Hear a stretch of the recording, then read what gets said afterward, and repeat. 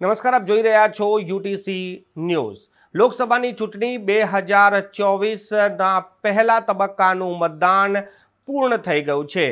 મણિપુર અને બંગાળમાં હિંસા સાથે મતદાન થયું છે। સૌથી વધુ મતદાન આસામમાં થયું છે, બીજા નંબર પર બંગાળ આવે છે। મતદાનની મામલામાં આસામમાં સૌથી વધુ મતદાન મતદારોએ આજે કર્યું છે અને આસામ બાદ બંગાળમાં પણ મતદારોએ ખૂબ મતદાન કર્યું છે। મહારાષ્ટ્ર, રાજસ્થાનમાં પણ અને મધ્યપ્રદેશમાં પણ આજે મતદાન હતું, પરંતુ ગરમી હોવાના કારણે જાણે કે મતદાતાઓ ઓછા નીકળ્યા હોય। પરંતુ હાલ જે આંકડા આવી રહ્યા છે, જ્યારે આ સમાચાર વંચાઈ રહ્યા છે, ત્યારે 60%ની આસપાસ તો રાજસ્થાન, મધ્યપ્રદેશ અને મહારાષ્ટ્રમાં પણ મતદાન થયું છે। એટલે સરેરાશ મતદાનની વાત કરીએ તો 60થી 65% મતદાન આ પહેલા તબક્કામાં થયું છે। બીજી તરફ વાત કરીએ તો આ પહેલા તબક્કાનું જે મતદાન, જે મણિપુર હિંસા બાદ પહેલી વખત ચૂંટણી થઈ રહી હતી, ત્યારે મણિપુરમાં તો હિંસાના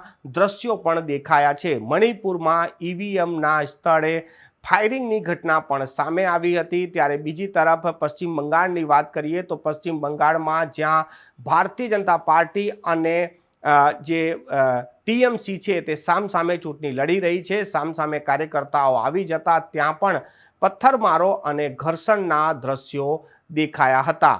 પશ્ચિમ બંગાળ અને મણિપુરમાં હિંસાને જો બાદ કરીએ તો સમગ્ર દેશમાં આજે 21 જિલ્લાઓમાં 102 સીટો પર જે મતદાન થયું છે તે સંપૂર્ણ શાંતિપૂર્ણ રીતે જ આ મતદાન હવે સંપૂર્ણ થઈ ગયું છે। પહેલા તબક્કાના મતદાન થયા બાદ આનું પરિણામ પણ તમામ સીટો પર ચૂંટણી થયા બાદ, એટલે મતદાન થયા બાદ 4 જૂને જ આનું પરિણામ આવશે।